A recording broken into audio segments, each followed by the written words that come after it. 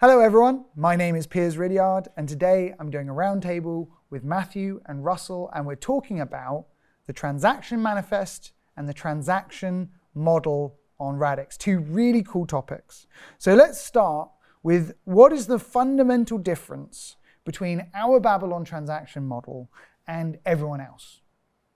Let's start with something even more basic than that. Okay. What is it you're doing when you say, I want to do something on a distributed ledger, right? This is the usual cases. You're signing something and you're submitting it to the network. And so the transaction manifest in our case is the thing that you're actually adding your signature to and submitting to the network to be processed. Okay. So back to your question. So people don't really think about that, right? Like when I want to do a transaction on a ledger, people normally think, well, you want to do a transaction, then you do a transaction. They don't think about the bit in the middle, right, which is how you construct what it is that you want to do and then submit it to the ledger. Right. Basically, there's this, here's what needs to happen. Yeah. That gets hashed to a little small thing. Yeah. You sign it to say, yes, I had the private key associated with that, and then that all gets shipped off. Right, right. And it doesn't get seen because it's normally behind the user interface. Right. In the cases that are not Radix, it'd just be meaningless gibberish to you. Right. So why show it to you? Right. But we're changing that. Leads me to my question about how are we different than everyone else? So in other platforms, what you're doing when you set up a transaction, what you're giving is basically an instruction to, hey, this point of entry, take these 5 parameters, take the number 12 and take this address or something like that, and go do whatever it is you do, right? You just trust that it's gonna go do the right thing, right? It was implemented by a smart person, and you were asked to sign the right thing and all that. Right. And it's totally out of your hands after you submit it. It's this single point of entry. If it's gonna move money around or anything like that, you don't have any insight into that. Basically, you're saying, please execute this. I hope you do a good job. Right. And it kind of makes sense if you're starting from the basic form of smart contracts that Ethereum invented. It's sort of like, everything is a smart contract. That's all it is. There's a virtual machine, everything is a smart contract. So of course, well, your transactions then are gonna be, send a message to a smart contract and then it'll handle things. It's like the most sort of direct thing you can think of. Right. I mean, in our case, that transaction manifest is basically, it's literally a human readable description of what is my intent that I want to have happen. Right. What are the things I want to touch? What are the applications I want to touch? And what assets do I want to move between those things? And what outcomes do I want? All of that is fully specified in the manifest. Right. Rather than just this, hey, I have picked my entry point and I'm done. And that is an enormous difference than anything else that has come before, but it is just this, it has tremendous shockwaves are felt throughout the entire stack from this. And so that sort of means, like, it's hard to fully grasp. Like, so I think about my MetaMask interactions. So I want to do a trade on Uniswap, and I want to swap some USDC for some EXRD, right? And so I've got EXRD in I have USDC stablecoin in my MetaMask wallet. And so I go on Uniswap, and then I connect my wallet, my account to Uniswap, and I say, yes, you can control things on my behalf. Which itself is a transaction where it's like, oh, to use Uniswap, I have to be able to spend USDC out of your balance. I have to be able to modify your EXRD balance if you're going the other direction. Right. You must do a transaction that tells the USDC contract, it's okay for this Uniswap address to act as me and spend my money. Right. That in itself is a transaction. Right, and then I go, okay, I want to swap 100 USDC for whatever amount of EXRD. And when I specify that in the user interface of Uniswap, and then in MetaMask I see just basically a transaction hash, right? It says, okay, you're going to be spending. It tells me what the fee is, and then it says there's like a line of like a hash, and then I click either confirm or not.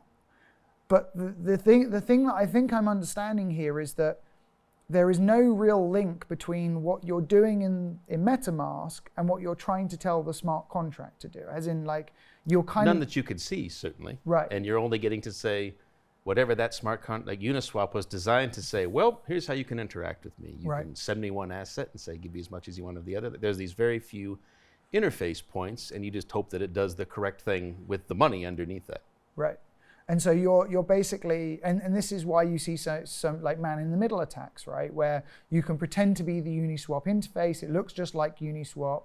It looks like you're about to do the swap. It passes you the hash, but actually what you're signing is something completely different. What you're signing, give all your money to this random person that inserted their nefarious hash. Right. And so what you're saying that on Babylon with the transaction manifest and the transaction model, you can't do that? You can't get in between? It's that if someone were to get in between, you would look at a transaction that says, that resembles nothing of what I said to do in this, right?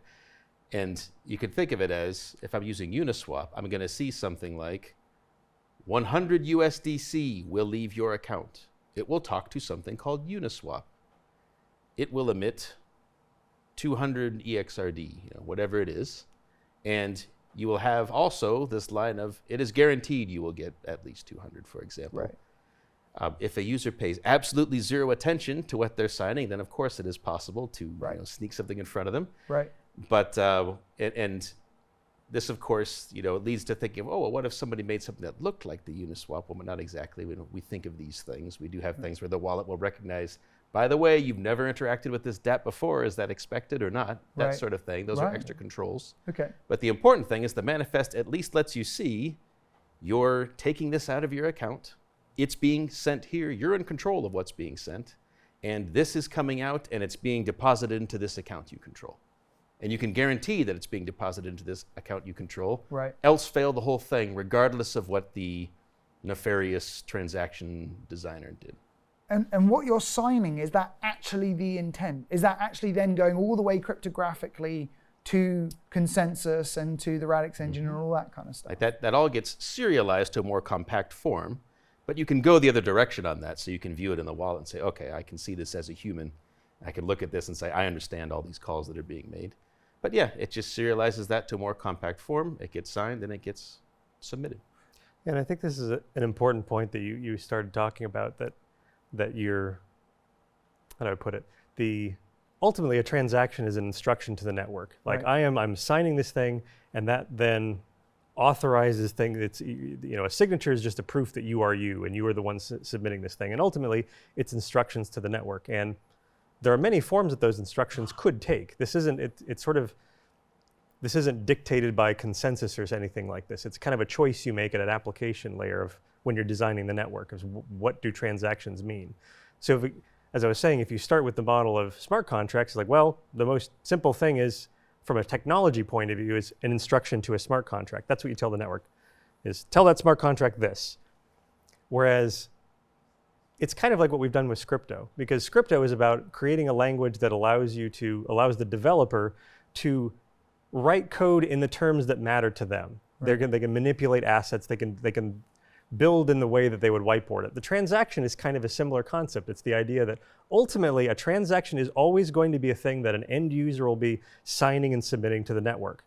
Well, if that's the case, doesn't it make sense that that transaction should be something that is relevant to that person? Well, what does the person signing, what do they care about? They care about where their assets are moving. Right. Are there interactions with their account? Right. Only giving permission to do things that they actually want to happen in this particular transaction. Right. What stuff am I interacting with? Right.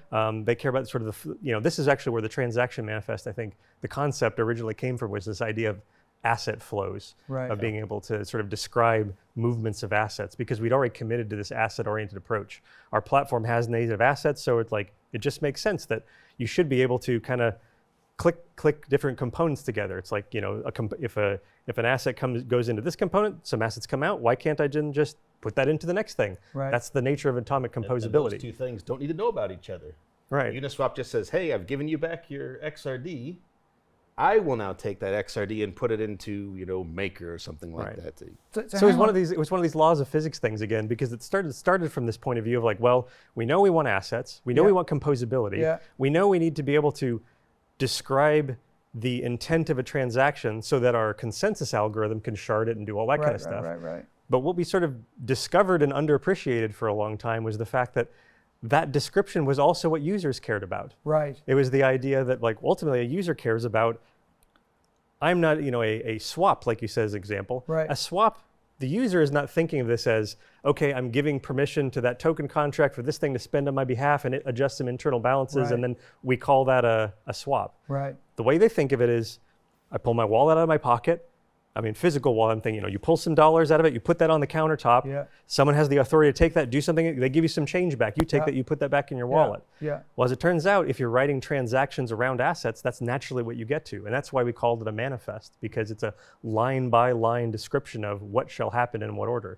Line 1, money comes out of my account. Line 2, I'm putting into this thing. Line 3, something comes out. Line 4, that thing better be at least 15, or I'm not happy with this transaction. Right. And the you can just guaranteed describe. outcomes was, they care about what they interact with, and where the money goes, like, I must have this as a result, else I'm unhappy, else don't do it. Right. Exactly. I mean, what you were saying sounds even one level more than that. It sounds like what you're saying is that the transaction manifest is almost its own programmability layer. Because you're saying, like, this ability to be able to say, I want 2 different applications, I want to call 2 different applications, and I want to compose together the different outcomes of those applications, being able to say, I want to swap this token for this token with this application, but what comes out of that, I want to go to that application. So, I want to swap token A, I want to swap, EXRD for USDC on Uniswap, and then out of Uniswap, I want that USDC to go directly to Aave, and I want to borrow a bunch of wrapped Bitcoin from Aave and that to return. So I started off with EXRD and they ended up with a loan for wrapped Bitcoin, it back in my wallet. Right. But now we're on the Radix network now, so we have XRD rather than the EXRD. Right, exactly. But I want to be careful it is programmable in the sense of you can write this beautiful dashboard that says, I'm going to on the fly join all these different applications, and all it is changing lines in the manifest. It does not provide something that says, if this, then this, else do this other thing. It isn't programmable in that way. Right.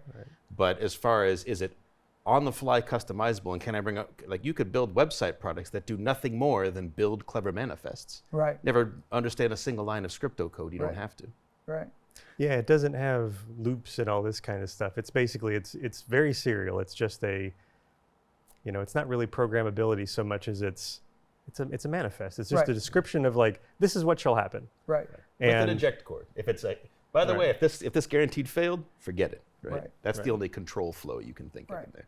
So just like, I'm just thinking, so does that mean that you can share manifests with other people? Because in your demo, you showed this idea of, you and Russell buying Mavericks tickets, where you're like, I'm gonna buy Mavericks ticket. Well, Russell was gonna buy Mavericks tickets, but only if you also bought Mavericks tickets as well. Right. So does that mean you can partially sign a transaction manifest and then pass that across to someone else, and they can complete it for the whole thing then to be submitted to the network? I mean, a manifest can have any number of signatures, so it's not partially signing it, you're adding your signature Right. to it.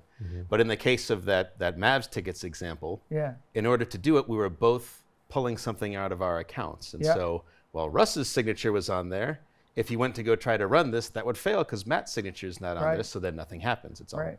atomically composed. Right. This is on Ethereum. They have this notion of the caller, and it's an assumption they make that it's like there's one address that is submitting the thing. That's the signature that matters, and that's the caller to the single smart contract that you're calling. We've broken that whole notion. The manifest just describes this is a set of things that it is desired to happen on the network, and that might involve authorizing to lots of different things. It might involve authorizing to X number of accounts and X number of components that do things, and each one of those might have their own rules of authorization. Obviously, accounts have fairly direct rules about, this gets even to the multi-signature thing of smart accounts. Right. Smart accounts, you can define these rules of saying, well, if you're going to be pulling money out of this account, you need a signature from a phone and from a YubiKey. And if those two signatures are present, great, you can do that withdrawal. Right. Then that money goes to a component, and that component says, well, if you're going to call me, you better have this badge in your account, and you have to present that badge to it. Right. So each one of these things can have its own authorization rules, and the network will walk through the manifest and just make sure, are the correct signatures and badges present Right. to do the thing that's being asked for? Right. It's very, very flexible.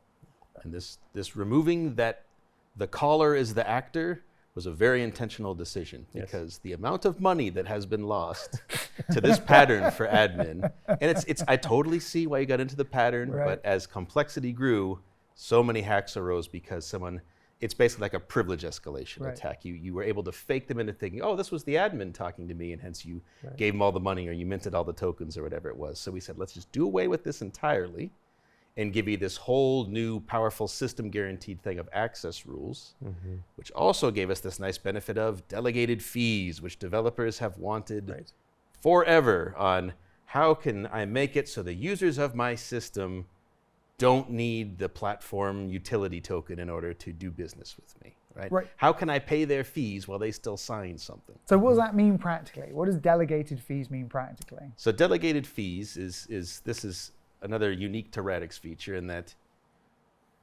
when your transaction runs, of course, you have to pay a fee. Yes. And rather than having in XRD, in RAD. in XRD, yes. Right.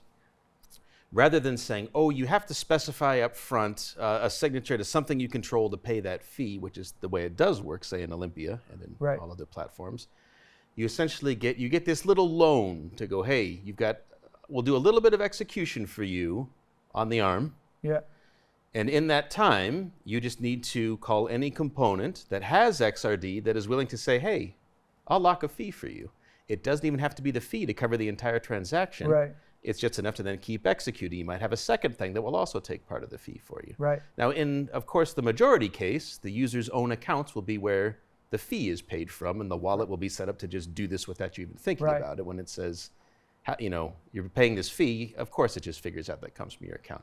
But that's not the only way to do it. I mean, this actually gets to something that I always used to call the double onboarding problem, right? Which is like, as a developer, you create an application and you want to get users to come and use your application. But the problem is that they can't interact with your application unless you also have the underlying token of the network. So someone comes on and is like, oh my God, Aave looks amazing on Ethereum. Aave looks amazing. Look at those yields. I want to go and get those. But then they're like, okay, well, I need USDC. I've got USDC. Why isn't this working? Oh, I also need this thing called ETH. What's ETH? And now I've got to go and work out what ETH is. And so with delegated fees, what you're basically saying is, look, if there is a profit in the interaction for the developer, so say Aave is like, look, if you take a loan out of more than, if you deposit more than $100 of USDC, or you take a loan out of more than $100 of USDC against collateral, Pick it up. we will just pay the fee to do that for you. Or we can even take it out of your USDC component of your like it can be We'll invisible. do the conversion to XRD We'll do for the you. Don't conversion, worry we'll about cover it. And so this whole problem of users having to understand what the underlying fees of a network just goes away as a result of the transaction manifest and the transaction model on Reddit. I think what's so elegant about this at a technology layer is that the reason why you can't solve this problem on Ethereum is that there's an assumption built into the transaction model. The fact that there will be a single caller, therefore the only person that can pay the fee is that caller, and it just locks you into this model where there's no solution space. There's nothing they can do. They can work with. Whereas we've generalized it and said, well, what's important is the fee must be paid. Right. The network checks. Did someone pay the fee? And the court, here's a bunch of transactions. Everyone has their own authorization rules. Somewhere in there is someone paying the fee. If so, great, it's fine. Same thing goes for even our royalty system. If a component developer says, I must get a certain royalty to use this thing, the networks make sure, did someone pay for that? There's no notion of like the caller doing that. It could be the dApp creator, it could be the user, it could be any of these things. And it is absolutely enabled by the transaction manifest. And then below that, the fact that we have this asset-oriented model that allows us to play these sorts of games. Right. So let's dive into it a little bit more. Like, how does the transaction model actually get created? How does a manifest get created? Oh, how does the manifest get built? Yeah. So there's this. There's two main ways. One is if I'm just in my wallet and I'm doing something that the wallet already understands how to do, like I just want to send some money to Matt. Right. Or I want to change my smart account configuration. Right. The wallet knows how to do that completely. It will simply construct the manifest and say, here you are, this is what you're signing. Right. The more usual case is you're on some website and you're describing to the website what you want to do. Basically saying, I want to swap this for this or whatever it is. The website will now understand your intent because of their user experience is set up to do exactly this. And then it will build a partial manifest of the stuff that's interesting to it. Like the user told me they had this account, they want to interact with this component of mine, and they want the money to go back to their same account. They will construct that manifest and pass that on to the wallet. And then the wallet is going to say, okay, you want money out of my account. I know how to control that account. The website doesn't. I will add in the stuff like, all right, I'm going to need you to get a phone signature. I know how to produce that. I need a YubiKey signature. I'll prompt the user for that. It adds those necessary lines to the manifest if they're required. And then it will also add in the things like whatever outcomes we want to guarantee. Right. If at the end of it, it makes sense to say, look, I can see that you're not guaranteed to get exactly 100 banana coins out of this. You're getting maybe 100 banana coins because I've run a preview. Would you like to guarantee that? And there'll be some defaults you can set for without even asking me, just guarantee me 99% as a default. It'll add those lines as well. And then you sign it in. The wallet is the thing that actually sends it off. So the manifest is also appendable as well. Sure, until you've gone through this, I mean, at any point until you're starting to add signatures to it, at which point when you're signing it, you're signing a hash of the contents for this exact reason that no one, hey, I signed that. Oh, cool, I'm going to insert an instruction favorable like to check. me in the middle. Right, so basically until signatures start being added, it's very easy to adjust the contents of it. Yeah, and that model doesn't really make sense unless you're doing something like the transaction manifest. Like the Ethereum model is that you get this, even if you were to undo the hash and sort of see like the raw call to the smart contract, it still wouldn't mean much to you. It would just be like, okay. Long array of bytes. Yeah, I mean, it would just be like, even in the most friendly form, it'd be like, you're calling this Uniswap smart contract with these arguments. There's not much I can do with that. Even if I were to edit that, how would I edit that to do anything? Whereas if you have this line by line description of what you want to have happen, well, logically, it's very easy to say, okay, those things are fine. You're getting more of a proposal from the website. The website's saying, hey, I understand that this is what you've asked for. And the wallet will then show you, it's like, well, this is what's being proposed to you, which allows you to review that and say, wait a minute, the website was telling me one thing, but actually this transaction manifest is telling me something different. I can just cancel out of it. Or you or the wallet can add things to it. Can say like, this is fine, but also I want to make sure that this is guaranteed. It's this description that is appendable. Yeah. So all of those things together sounds like you could have some pretty amazing like low code or zero code interfaces, like websites that just allow you to go and as a user just almost combine these products, WYSIWYG style, combine these products, do these things, and construct what I want, so that I can then, be very expressive of how I want to use a network. And this is one of those things when we were designing it, we didn't have this in mind as one of our core goals. We were thinking of, okay, user must say, what am I going to interact with? Let me directly control my money. Let me guarantee my outcomes. So cool, let's achieve that. And as we were coming up with this design, we said, this is going to be really just incredibly useful to all these people who just want to build a front end to help guide you through or find you the best price for your asset or something like that. They don't ever have to write a line of code. They don't have to deploy a smart contract to bring these things together as they do everywhere else. This is all just a JavaScript SDK to make these manifest lines. This is trivial for them to say, what do you want to do? I can go figure it out and make it happen. Here's your manifest.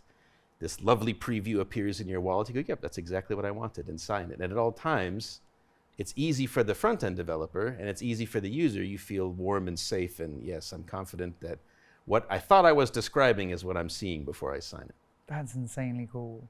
So, like, but you've said it a couple of times, like intent, right? I'm expressing my intent to the network, which in some ways sounds cool, in other ways sounds a little fuzzy. So like, what does that actually mean? It's just what do you want to have happen? Right? It's what do you want to have happen?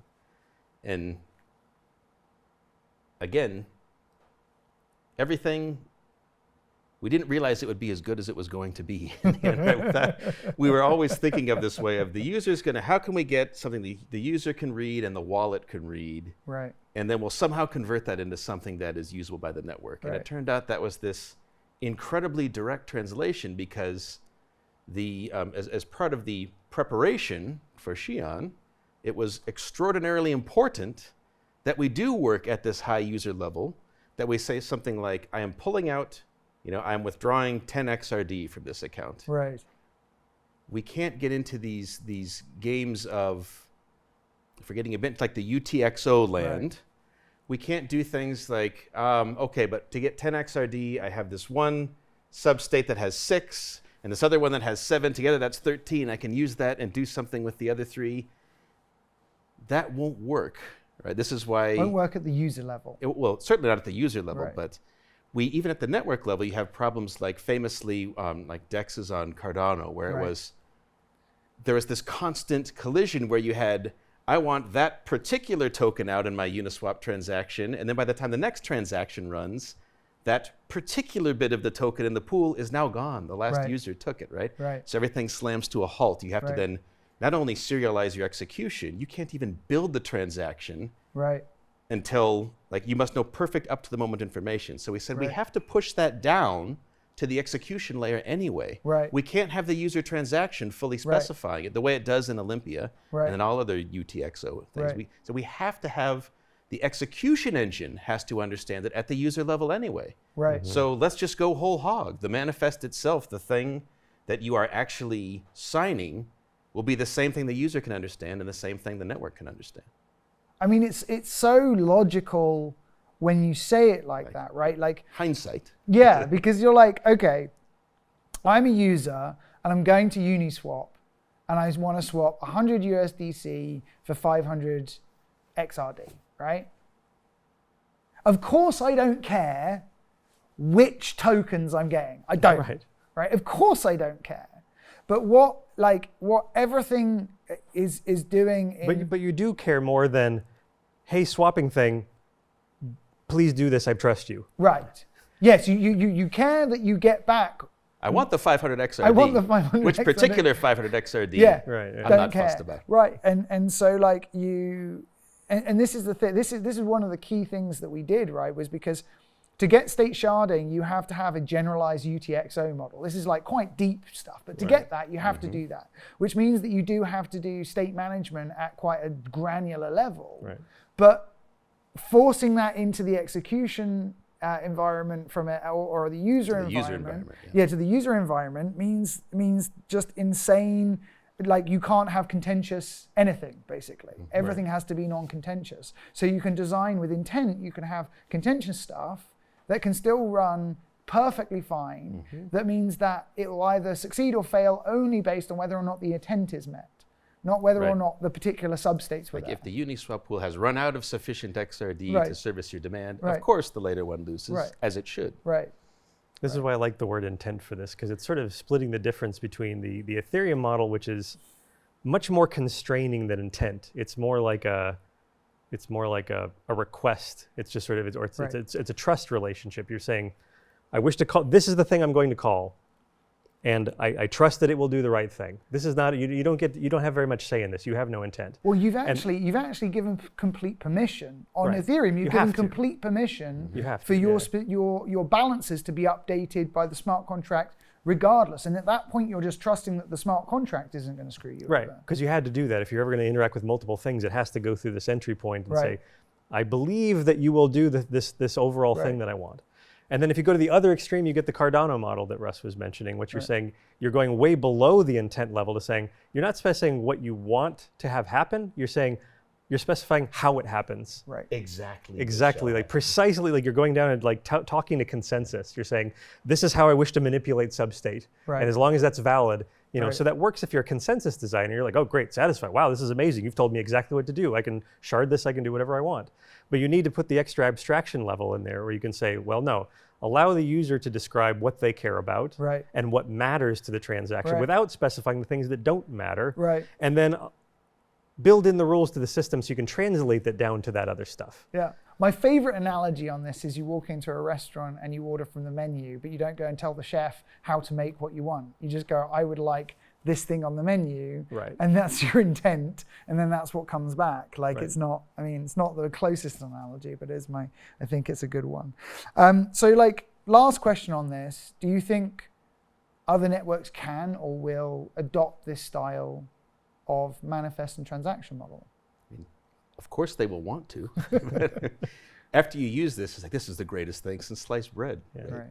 But due to the limitations of their platform, they won't be able to. This Right. is one of those things that you really had to everything had to be designed to work around the same concept. And yeah, I'm sure this will touch off a lot of gnashing of teeth and tearing of hair of how can we get something like this? And you might be able to get on some places, oh, well, instead of just single point of entry, we'll let you call multiple smart contract entry points. Right. They won't get to, oh, but you control the flow of the assets and you have your own assertions about what happens and all that kind of stuff. They're just not built for it. Yeah, because Right. clearly you can't describe your transaction in terms of how you want assets to move if the platform doesn't understand assets. Right. So it's the transaction manifest enables things in the wallet and enables things at the consensus level, Yeah. but that it's a two-way street. It also means that you have to design those things around the transaction manifest Right. for them to work. Right. So you know, once again, you can't have the transaction manifest unless you have a platform that has native assets, unless you design all these things up from front, which then breaks their models for everything else. Well, I mean, to be explicit, it's not impossible. It's just very, very difficult. You would have to re-architect everything. It doesn't resemble at all. Right. Is it what's the boat? If you replace all the planks on the boat, is it a new Right. boat or something? Yes. Yeah, it's yeah. basically that to go to Yeah. this level of re-architecture. Right. It's a very, very like roots upwards change to how these systems work. Right. You wouldn't be able to drop it on top of the running Ethereum network because all the tokens on Ethereum are ERC20 contracts and they don't work this way. There's no Right. way of you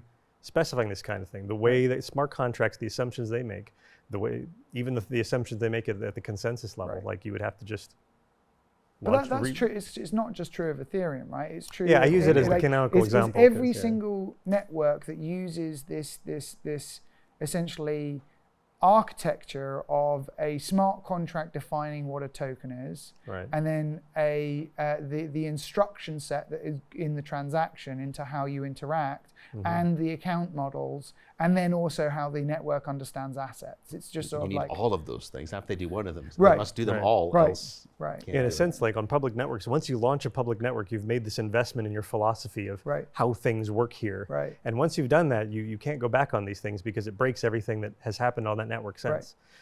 So this is where, sharding is coming for our network, but we know we have designed it to be shardable. It's Right. the same sort of thing. This isn't a change of philosophy for us. right, Whereas patching these things on other networks, I say Ethereum because they're the one that has all the momentum, and so they have the most to lose. right. They're the least able to make these changes because it breaks so much that's running business that has a lot of money behind it. Right. Russell, Matt, so great talking to you about this, and thank you so much for watching.